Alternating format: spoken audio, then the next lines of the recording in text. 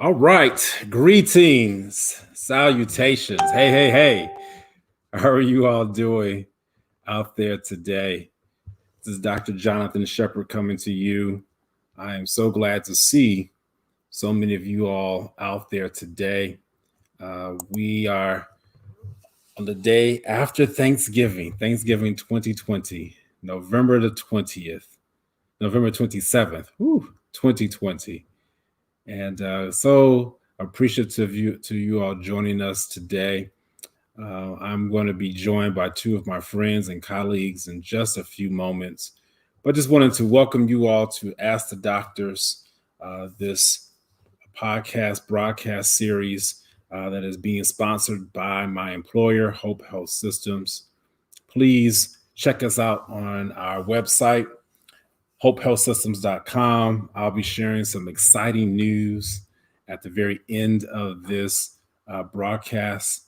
We have continued to expand in our services and just wanted to let you all know that Hope Health Systems is here for you. I'm grateful to see the folks who are out there. Darnell is out there. There's some others who are commenting. Great to see you. I hope you all had a wonderful Thanksgiving. What I want you to do in the comments section is just share a little bit about what happened yesterday. I know COVID-19 has shifted so many of our plans for this year. So I just want to hear a little bit about what your plans, how they turned out, how the food turned out, how the guest list turned out. So share that in the comments section. I'm going to go ahead and bring on my friends and my guests. They're not guests because they're here every month, and just want to have them join in this conversation. Typically, I will give a rundown regarding the state of our country in regards to the coronavirus, but we'll do a little bit of that as we talk. But just wanted to kind of give you all a nice little preview of what's going to happen. This is our Let's Chop It Up series, where we recap everything that has happened for the month of November. So let's bring on Marilyn Griffin, Erica Draza. We're going to bring both of them on. Hey. Hi. How are you? Good evening. How you doing, Dr. Shepard? Hey, Dr. Griffin. Hey, Dr. Draza. Hi, Dr. Shepard. Hey, Dr. Griffin. It's so formal.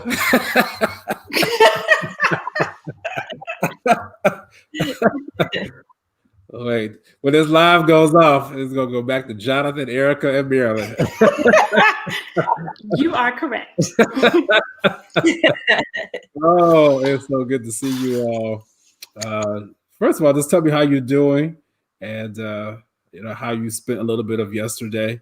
We won't go into too much about yesterday because we're going to, again, kind of pull apart. But just tell me how you're doing. Let the folks know how things are there in North Carolina and in Chicago. Yes. Well, here in North Carolina, it was nice and sunny. It was like 70 degrees yesterday. It was beautiful. And it was just a really nice day. It was quiet. I cooked a lot. Don't judge. Don't say nothing, Jonathan. Yes. See how she went to the name? It was Dr. Shepard just a couple of seconds ago.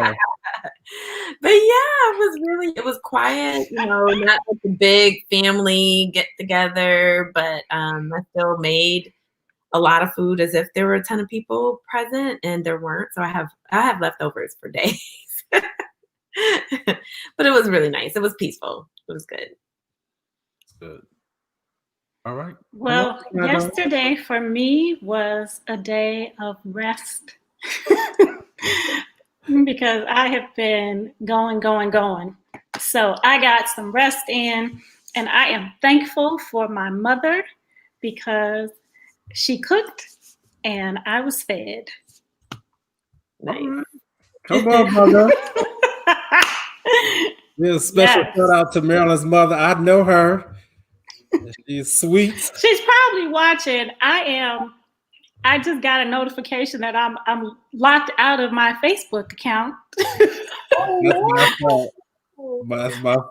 That's my fault. I have to admit, even on air, I was trying to connect Don't be looking at me. Wait a minute. I'm sitting here trying. I'm like, what do you mean I'm locked out? So I've been trying to figure that out. But Yeah, what yes, happened? she may be watching. I'm sure she's watching. Well, hey, What did you do, Dr. Shepard? Now wait a minute. You see how it just was it 3 minutes? How they just their whole tone towards me just changed. This is just amazing. No, you just said that it was your fault. So I'm trying to fix it. I won't say it's necessarily my fault, but when I was programming and getting ready for the show, it said that it had logged in too many times. Even though I logged in one time, so that we could broadcast to your Facebook page directly. So, there's just some of the nuances of StreamYard for those of you all out there who are in the business of broadcasting. And so that's what happened. So we'll get that straightened out. So that's what happened. So it was going to walk me through how to unlock it, but because it's not my account, I was not going to walk through it. I think. Okay, I'm doing it now, but so it's not live streaming on my account, but I don't know. Is it? I don't know how this works. No, it's not. It's not right now because unless you had given me which we're not going to do the new password over this particular line of stuff. Right. Okay, that's fine. I mean, as long as I'll be tagged in it, so my regulars can watch the replay if they don't see it live. Yeah. So and I first of all thank you for saying that, because there are so many people who go back and watch this show, and so I'm so appreciative of that. And we have typically twice or 3 times the amount of people who go back and watch. And so we want today to be a day that continues to happen. This is just how we talk, you all. We're chopping it up. You see some of the things and nuances that we handle as we prepare for the show. We have quite a show for you today. Quite a show. November has been a tough month. Oh my God. I mean, it has been, let's see, November 1st started out with just the change in time. The fact that the clocks went back, and people are still trying to get used to that.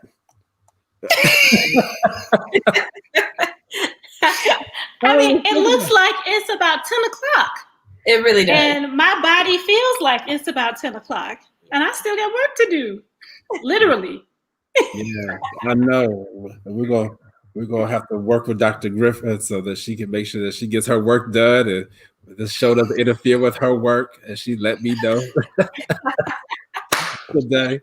Well, it is 5 o'clock in Chicago, so that is tough. I know I usually go until 6 o'clock most days, so 5 o'clock is kind of early. But yeah, the fact that it's dark already and it's 5 o'clock your time doesn't make it easy either. Not at all. So we start out with November with that change, and seasonal affective disorder is real, and so people will experience more mood changes, more depressive symptoms at the beginning of the month. Then that same week we had the election, presidential election, and it wasn't until 5 days after that we were able to declare a winner for that, and just the level of stress that went on with that. Still don't have a current president who will concede, but has stated that he will leave the White House if the Electoral College doesn't vote for him. And I sure hope that the Electoral College follows the will of the people. Oh my Lord, that would be mayhem. We have to do several shows on that. So I'm just kind of walking you through the month of November. It has been a tremendously difficult month for the COVID-19 pandemic. It's been the worst month since the pandemic struck, hands down. And I'm concerned that December could be right behind. And it's not really too far-fetched to believe that. So it's just been a month. It's been a month. Come on, Erica, just tell me. I just kind of walked through some things. So I know people want to hear, we're chopping it up. How have you been how have you been able to handle all these different things that have occurred this month? Well, I'm so glad you started with the first part of the time change. I think I didn't realize how big of an impact that had on me until recently, really, and I think it's just making sure you recognize, like, oh yeah, it's dark early. I'm like, why am I so tired? Why am I so exhausted? So I try to balance that with physical activity or body movement. Usually in the evening. I'm normally a morning person when it comes to working out, but lately I think because of the time change, sometimes it's helpful after our work to just kind of do a quick workout, Peloton class or yoga or something just to kind of break up my work day and then starting. Oh yeah. Peloton. Yeah. I got a Peloton. You know what? I had to because self-care, right? I mean, before this pandemic, I was exercising pretty much every morning between like 5:30, not every morning, but Monday through Friday, between 5:30 and 6 a.m. If my morning early crew is watching, hey to my gym crew. But yeah, and I even taught cycling some of those days, and to go from that to no gym, not being in a class, not being in a community, I think I missed being in a community and working out. So the Peloton, I debated, I went back and forth. Do I really want to invest in this bike? But I tell you, it was worth it.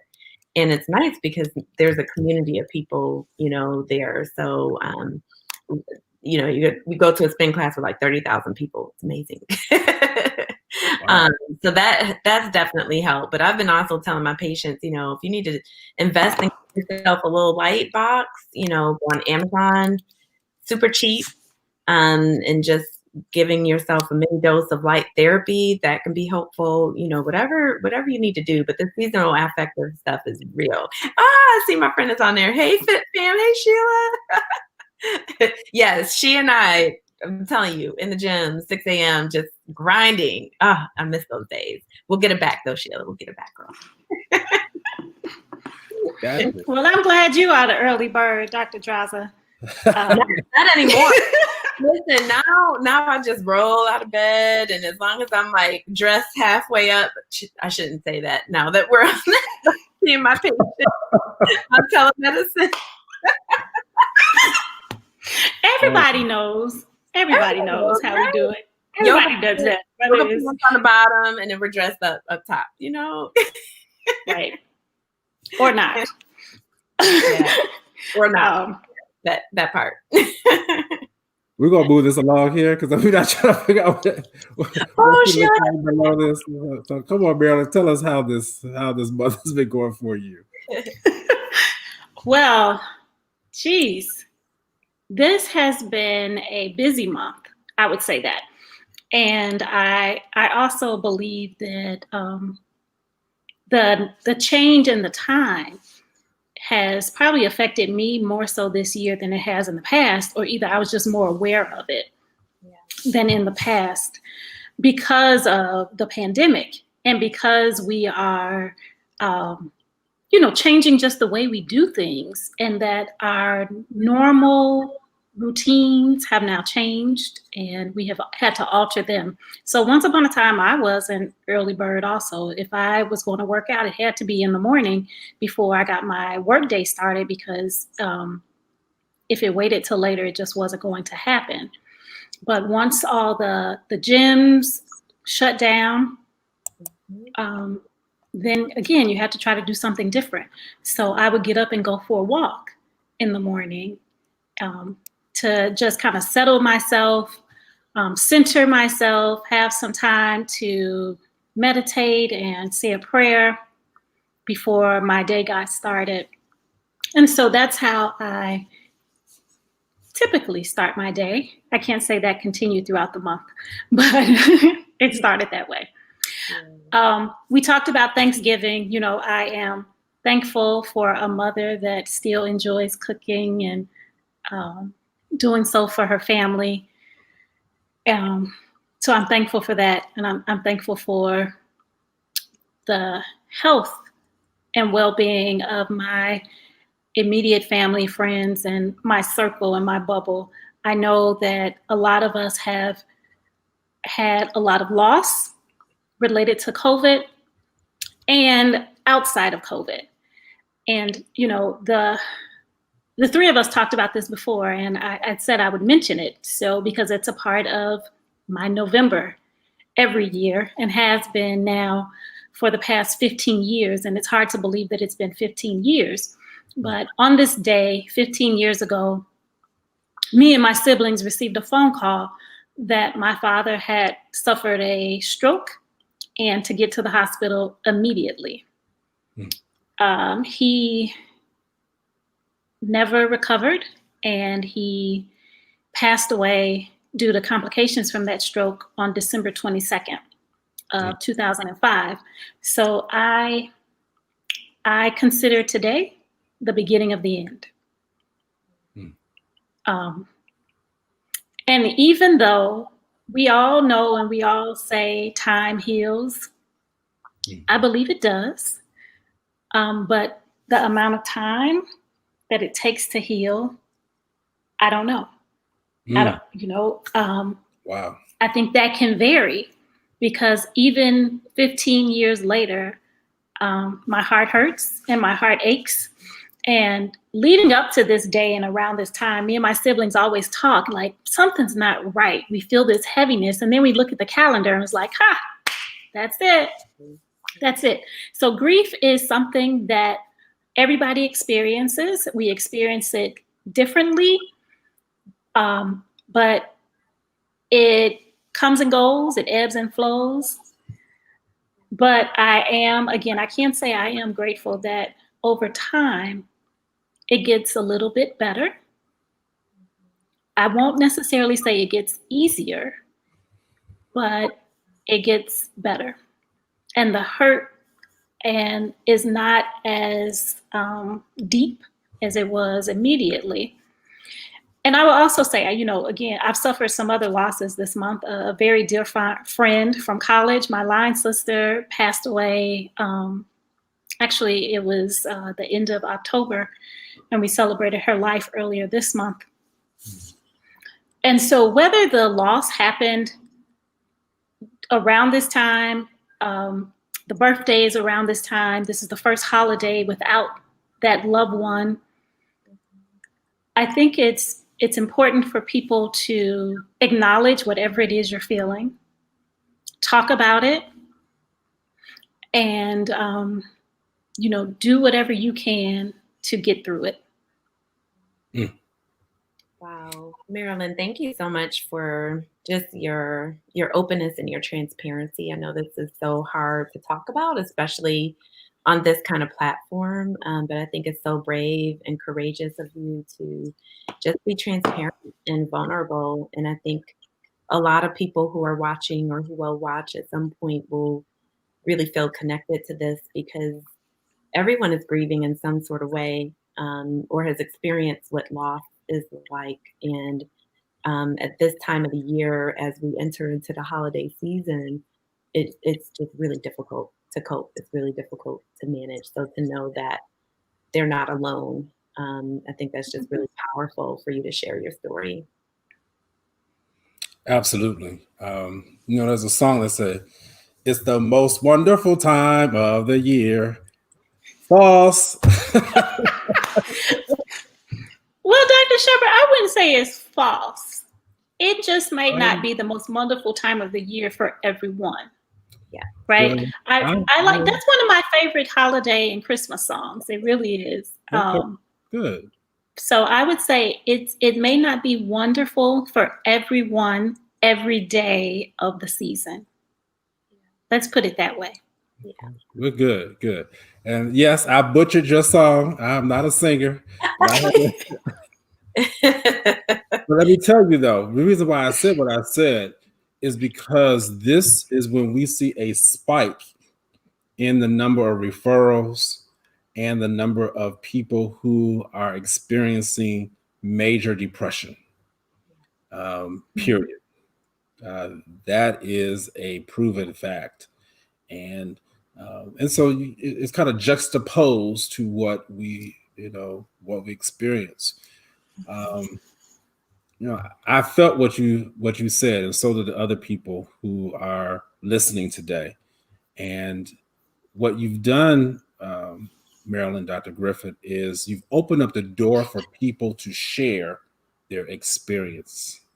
And that is really what this platform is about. The platform is for us to become more transparent so that people can receive the relief that they need.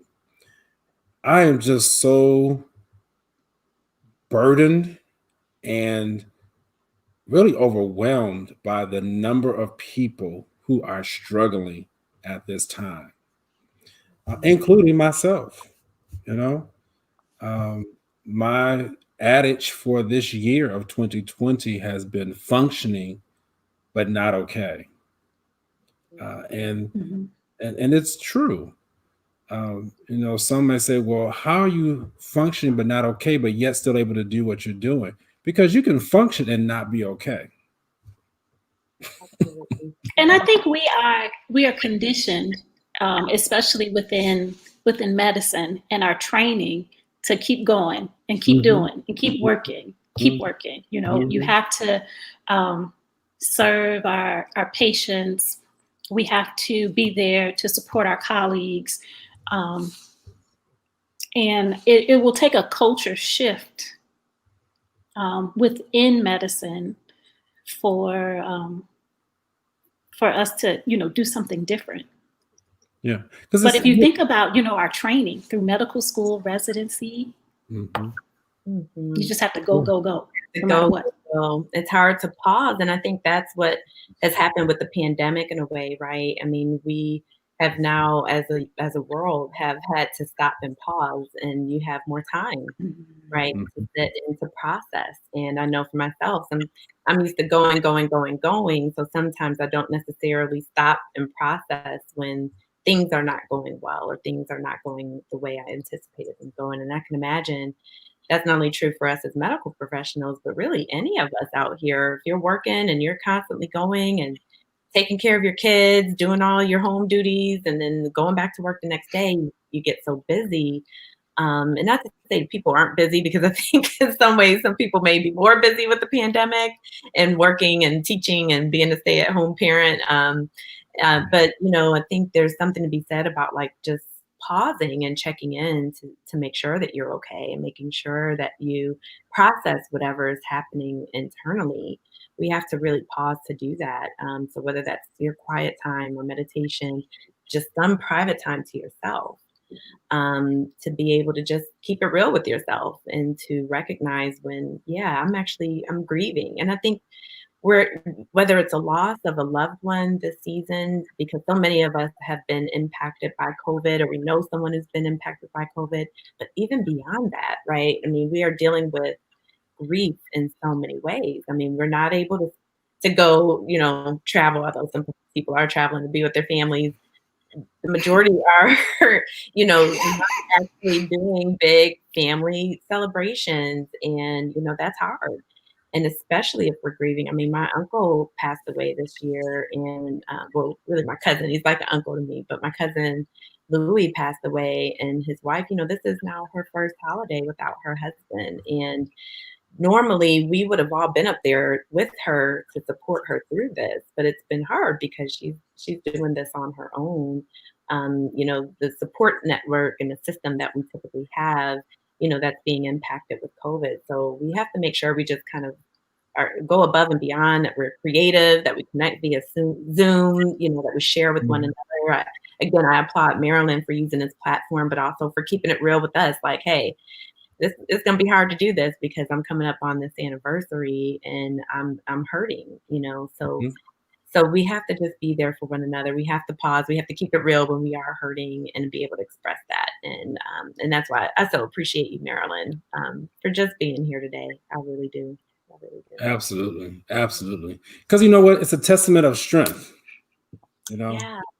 This year has, and Marilyn knows I like acronyms. Yes. Has been like is an understatement. You like What? Acronyms. Oh, that acronyms. acronyms. That way I can make my points and won't forget them. Okay, okay.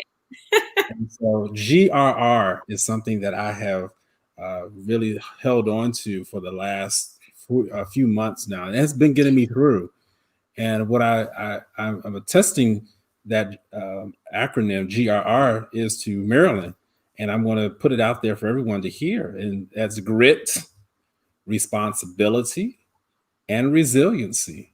This has been a time where our grit, responsibility, and resiliency has been tested. Yes. And there's so many different ways in which we can, develop that today. But I think that this is so appropriate now just to emphasize that we do have the willpower, we do have the courage, and we do have the confidence to make it through what we're going through. That's the grit. Then we have the responsibility. We have the responsibility of what we owe to ourselves, to our family. And then we have the resiliency, which is the capacity to bounce back. And so, GRR, and, I was speaking one time about it, if you make the sound effect is grr. So, Come on, grr, you better than that. Okay, let's hear it again, Dr. Shepherd. grr. There you go. You can't be like, oh, grr. Okay, yeah, we got to feel that grit, and we got to feel that. Girl, it's there. It's there. I'm trying to be a little bit reserved, but again, this particular show, we're already out of our comfort zone. But let me tell you, girl is, and let me tell you, the more you say it, the more you should feel that grit. Kind of feel that. That well, she's got she's on. Right, I'm on. Sorry. She's on. I'm live. Look, that's the resiliency right there, right? It wasn't working. And, they told her she couldn't get through, right? They told her that she didn't have what it took. Her path. Preach, evangelist. I see. I'm determined to make this work because we're gonna have a live show. And she was resilient. She's like,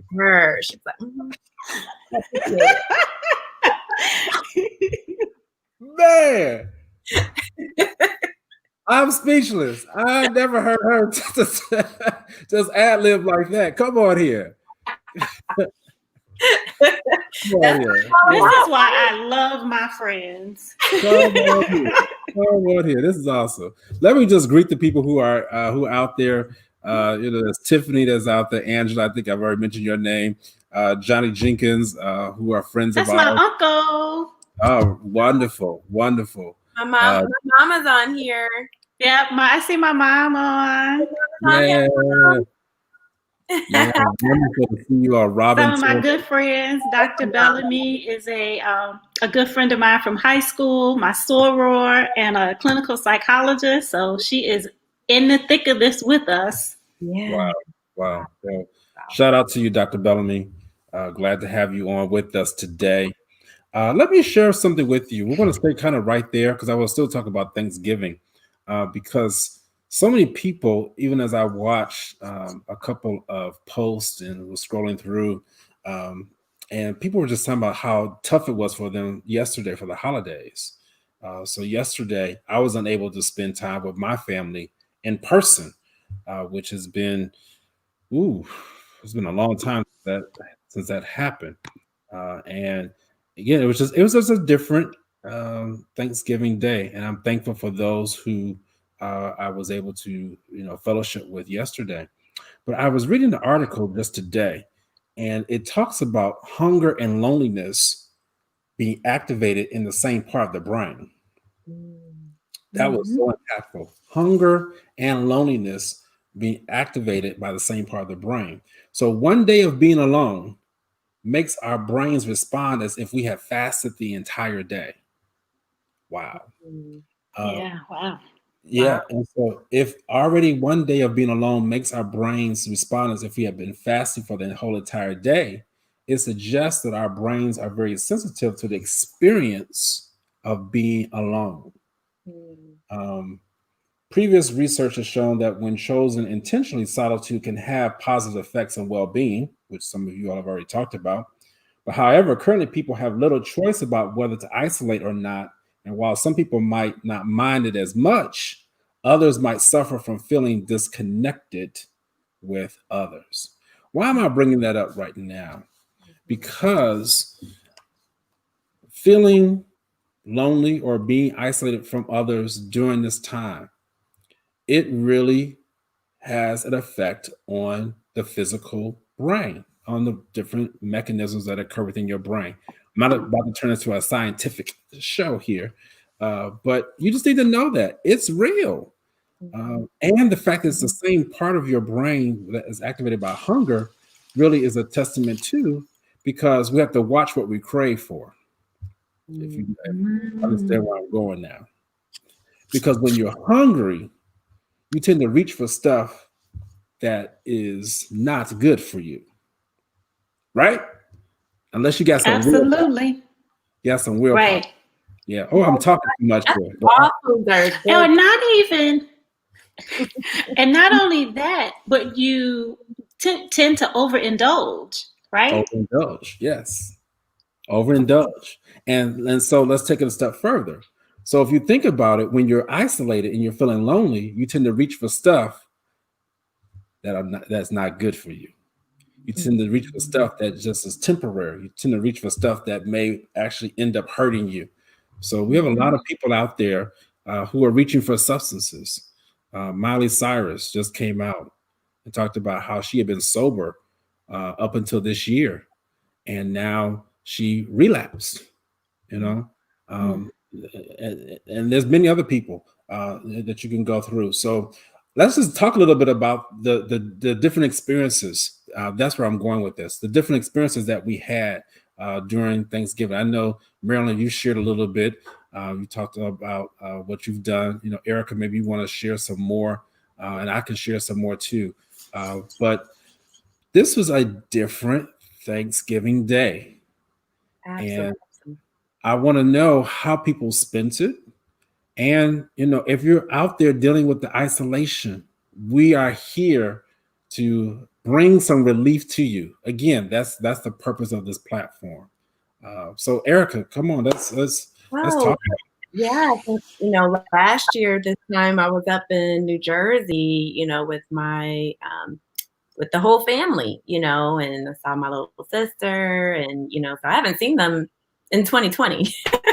But I am grateful for Zoom and these other platforms where we were still able to have a family get together. It looked different, but we were able to just check in with one another. And I think that's important to emphasize because, yes, while we are all stressing the importance of social distancing with this pandemic, it really is physical distancing. I think we want to be careful with words. And I wish we never used social distancing as a means to get people to protect themselves. I wish we had started off just talking about physical distance because that's really what it is. Mm-hmm. We want to still make sure that we're engaging with the people that we love. It may not be the same, and I don't think we should have expectations that checking in virtually is the same. It's not. It's different, but it is a form of engaging and connecting to the people that we love so that we don't have to be lonely, right? So I think there is a difference, too, between being alone and being lonely. Mm-hmm. When we're lonely, we're not reaching out to those around us and find ourselves isolating and withdrawing. That's not healthy. So we sometimes have to go above and beyond, and it is exhausting at times. I'm usually on Zoom pretty much all day from 8 a.m. to 6 p.m. with work. And then we usually have a friend Zoom call every night at 8 p.m. And while it is tiring, just my eyes are tired. I probably need glasses. I don't think I've ever needed glasses in my life until now, but it's okay. It's still right. Get those glasses. Eyeglasses like you, Marilyn.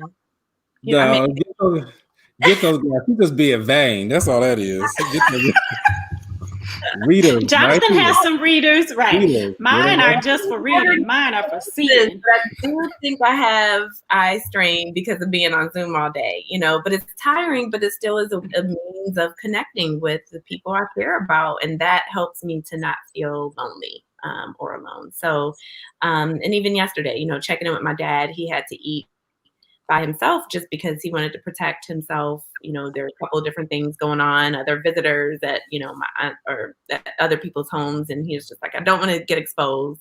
And I was like, that's right. Stay at home. Don't get exposed. But, so we did our Zoom, and then he Zoomed lots of other people throughout the day. So he had been on Zoom for hours. So I'm sure he was exhausted too. But again, it looks different, but we just have to make sure we're being creative and checking in with one another. So, and if you're tired of looking at the camera, okay, pick up the phone and call someone. You don't have to. You have to engage visually. You can talk, you can text, whatever that may be. Snapchat, TikTok, whatever works for you. So that it was different, but we had a great time. We had a great time checking in with each other. Even though I haven't seen my little sister in a year, it's nice to be able to see her and to see the desserts she made for Thanksgiving. And we were all kind of showing each other our food and, so it was nice. And I'm glad you mentioned, we don't necessarily have to do Zoom, FaceTime, TikTok. We don't have to do the virtual things. People can just pick up the phone, having a conversation. Because I don't think people talk on the phone as much as they used to, right?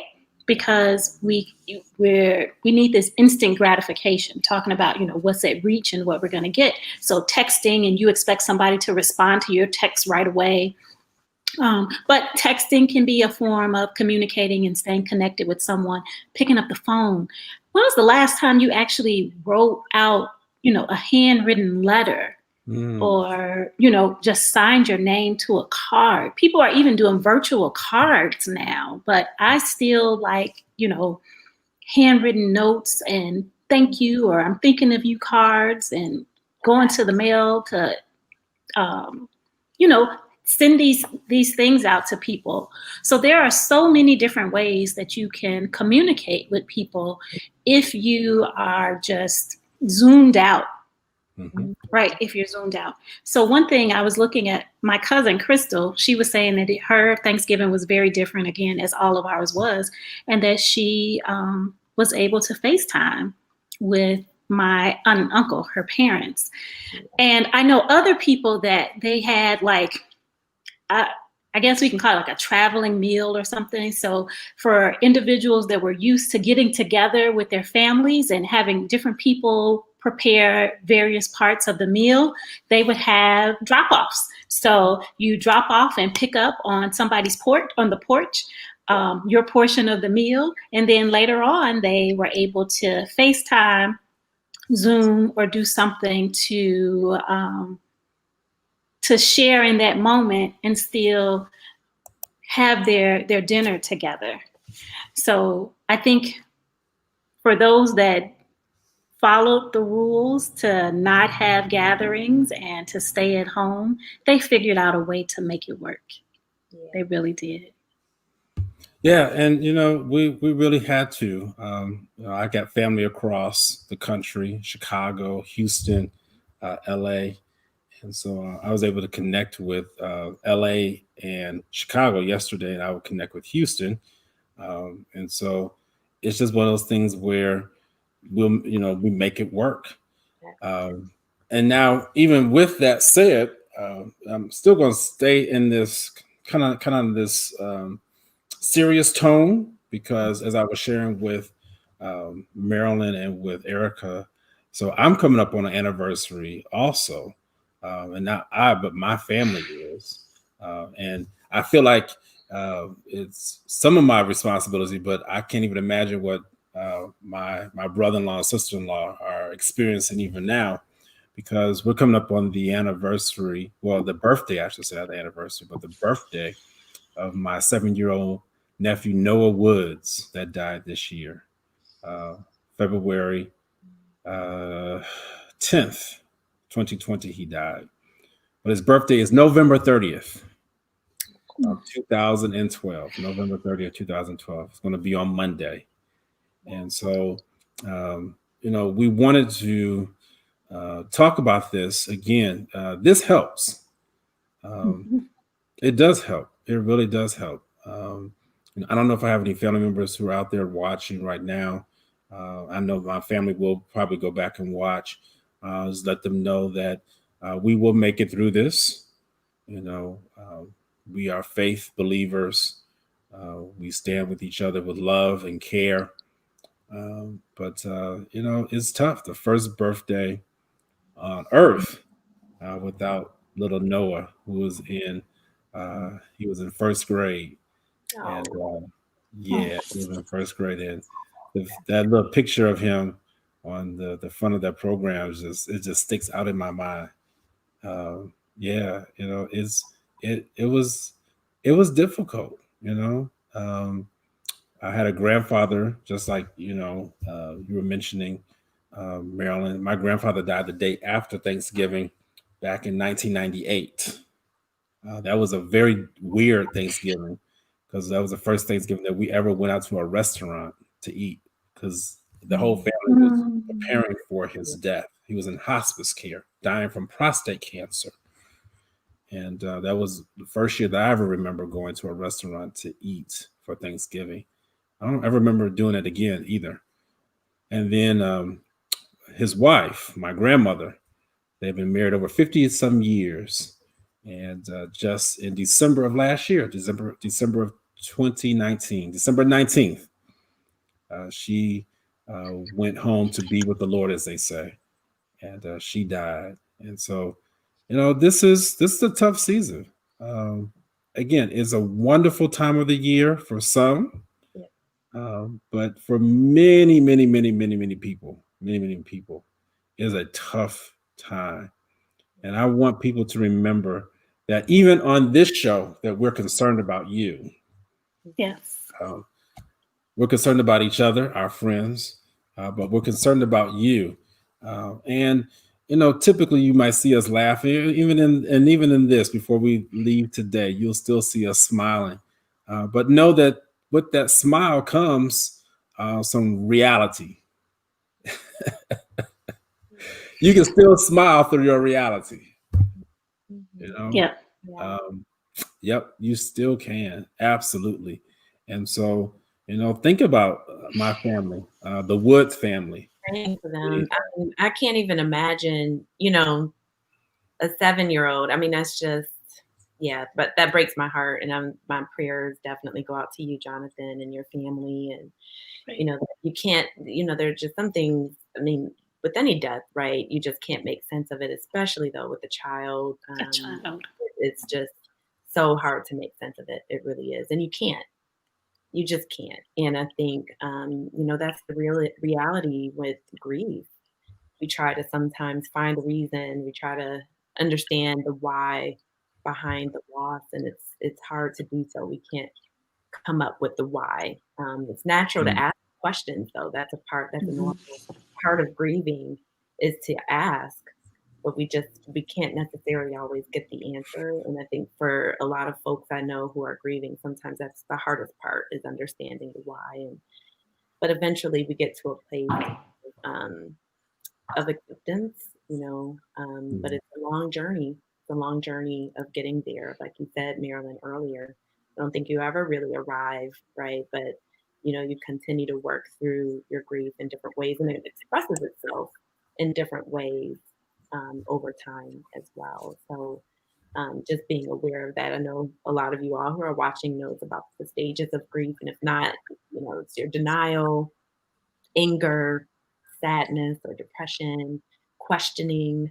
But eventually there comes a point of acceptance. And then even beyond that, there comes a point of making meaning, and that's what I want to think about in terms of how do we grieve collectively, especially if we can't be with one another physically. How do we make meaning when we've experienced such losses? And I have a lot of friends out there I know who are watching, and family members who are watching who are also grieving loss, even this week. And, it's hard to get to that stage, but eventually we get to the stage of making meaning in terms of that individual's life, but also for our own life, in ways that we can honor the people that we love, in ways that we can celebrate their life and their legacy. And that helps us to move forward. That helps us That's be the resilient. important piece. Right. That's the important piece. Being able to think back and talk about funny moments, even sad moments, or things that made you mad about the person, but just keeping their spirit alive Mhm. through our living and our sharing of stories and experiences. Mhm. That really helps, because the fact of the matter is, our loved ones touch the lives of others, and they continue to touch lives of others through us and Mhm. through our being and our living. So I am encouraged by that. And we can continue to laugh and smile even through our tears. I know my face is like turned red throughout this hour trying to hold back some of these tears, but you can still laugh and smile about it, and just think about some of the good times that you've shared with those that we've lost. Something else I know we're nearing the end of our hour, but something else that I think is important that we talk about during this time is the holiday blues, right? So people are experiencing so many different things. We talked a lot about grief. We talked about seasonal depression, but the holiday blues, even though it's not a DSM-5 diagnosis, it's something that people experience and it's real. But the things that differentiate the holiday blues from seasonal affective disorder, from grief, from depression, is the fact that it's usually very temporary, right? And once the holiday season is over, it goes away. I think a lot of people put undue pressure on themselves, and it, again, it may change a little bit this year just because of COVID, or it may even heighten because your expectations may be different, but they're still there. You gotta buy all these things online and make sure they're sent out to the appropriate person by a certain time. So, there are these financial obligations and expectations that people are trying to live up to. And so I think it's important to have, a reality check, right? And think about what's important to you and your family, what your priorities are as we enter into this holiday season. And try not to put too much pressure and stress on yourself, because there's enough out there without you adding it to yourself. So again, just think about what's important to you and your family. And those are the things that you should focus on. Absolutely. And cultivating joy, I really believe in that. It's something you can do daily, that really helps to give yourself a sense of peace, inner peace, joy, fulfillment. One of my friends, was telling me about this new patisserie class she's going to take, and it's like COVID is awesome. And the fact that we have so much access to stuff virtually now, where we can learn how to make patisserie or macaron, that for me was a highlight with Thanksgiving, actually, was being able to make cook for 2 days straight and make a ton of food. And at the end of the day, be like, hey, I created that. And it's actually kind of tasty, but that brought me joy.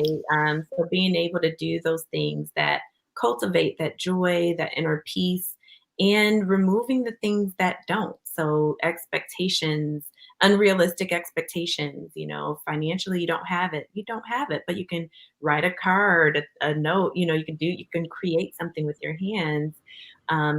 Social media is too much, where you're seeing all these images that are reminding you of how you wish you could be with your loved ones, maybe taking a break from social media. So removing the things that take away from that joy, and then adding things that add value and meaning to your life this holiday season. I think that's going to be really important. Having like keeping a gratitude journal, or even just somebody called it, I think, a gratitude box, where every day everybody in their household and their family write down something that they're thankful for, and they put it in this box. And then so on days when you may be struggling, or just maybe having anxiety or increased depression about something, you go to that box and you grab something out of that box, just as a gentle reminder of just yesterday or a couple of days ago, you were grateful for this. And so that's another way to cultivate joy, and to, remind yourself of the things that, again, are important to you, to help you to see beyond that moment of anxiety and depression, because sometimes it is just for a moment. Mm-hmm. Yeah, let me just sit there for a minute for time, because I'm not talking about the time for this show, but you both of you are hitting on something that's very key. I'm in the process of recertifying for my boards right now. And one of the useful articles, I'll say that.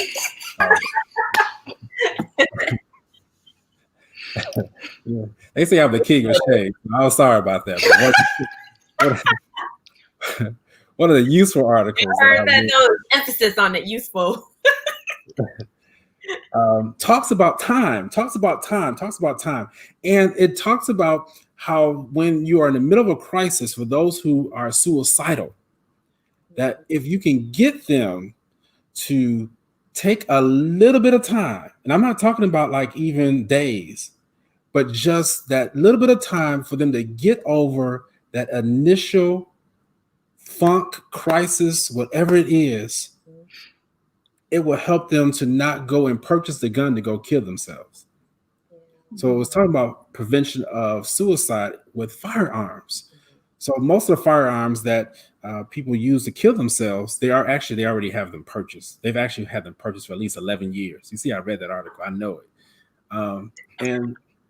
it. So when the time comes, if you have something that will delay them from following through on that impulse, that's the word, the impulse. Mm-hmm. So many of us, when it comes to grief, when it comes to suicidal thoughts, depression, we act on our impulses. And that's exactly what I was talking about earlier. With the hunger and the loneliness. Mm-hmm. We allow these impulses, and again, they're natural impulses. I'm not going to say they're abnormal, they're natural impulses, but you have to learn how to control your impulses, because you don't want them to be out of whack. But that time factor is so important, because it stops you from acting on the impulse and then having to live with a permanent decision when it was only a temporary situation. Absolutely. I mean, you're essentially highlighting the fact that feelings are fleeting, right? There's never a feeling that we're in that's forever. Yep. Right. So ride the wave of that feeling, knowing it won't be that way forever, that we're feeling that way, and acknowledging it, validating our experience, but being able to say, I know I won't feel like this. This is temporary. Right. And that's kind of what you both were getting at earlier, you, Marilyn, saying, yeah, these seasonal depression blues, this is temporary. I know I'm feeling that way right now, but I don't have to go to something that's going to be destructive just to wipe a feeling away. If I can actually learn how to sit with it and realize, okay, this is not going to take me down, and I can control myself, I can wait it out, and then engage in something again that's more positive or more meaningful. I mean, lots of great comments here about not only the gratitude box, but sharing traditions. If you're feeling lonely, okay, go through the pictures, sharing those pictures, all those things can be really helpful. Women group, join a women group or prayer group, accountability. Those are the times when you're like, okay, if I'm feeling really low, I don't have to reach for something that's going to be destructive. Let me call my accountability partner. Let's just pray. Those are things that we can do in the moment when we're having those intense impulses. We don't have to give in to them. Yeah, I love that. Absolutely. Absolutely. Well, we're going to wrap it up. All right. Because this is Go on and on. this has been powerful. And thank you all so much for those who have been watching, those for you have been commenting. Yes. This has been cathartic for us, therapeutic, if you would. I will say this. I wasn't going to say it earlier, but I'm still going to say this. There's some things that we just will never understand in life. When those things occur, there's a saying that I have. It's more important to have God than answers. Sometimes in life, it's more important to know God and to see God. And again, I know, I'm not preaching religion right now because everyone has a form of faith, and that's not my platform to get into that today. But I hope that you have some form of higher power, faith, and a God who you can trust in. And there will come some things that you may never understand. And those are the days where I have to trust God more than understanding the answers. And I want to leave that with you. And this is one of those times. 2020, I don't understand. I went on it. Nope. We all went to medical school. Right. We never encountered a virus, anything like this. I mean, never. Yeah. Never. You can't comprehend it. But like you said, it's trust, hopefully trust, faith. Power, faith. That's right. Absolutely. Now, again, the size of a mustard seed. Let me tell y'all this. I used to carry around a mustard seed in a small envelope during medical school to give myself, to have a tangible reminder that you just have to have the faith the size of a mustard seed. That's tiny. Right. Yeah. Tiny. And what could the faith of the mustard seed do? It can move a what? It can move mountains. It can move a mountain. That's right. And please, those of you all out there, I'm strong in my faith. I'm never ashamed of my faith. But I want to make sure that we understand what type of platform that we are on today. And doctors as a whole are faith believers. Don't get that twisted. Most doctors are faith believers.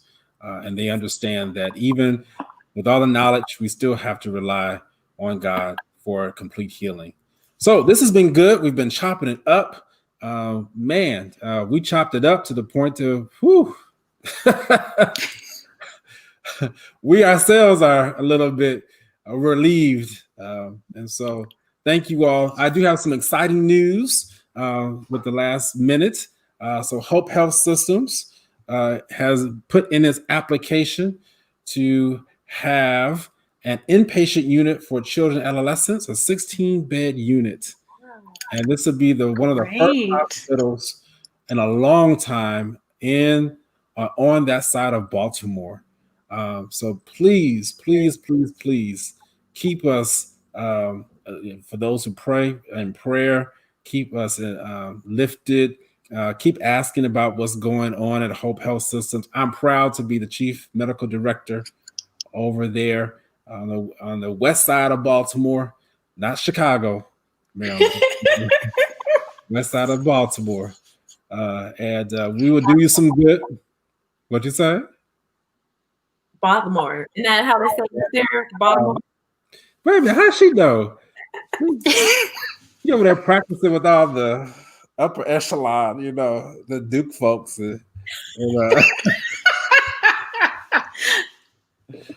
Well, that is wonderful, Dr. Shepherd. That is exciting news. Yeah.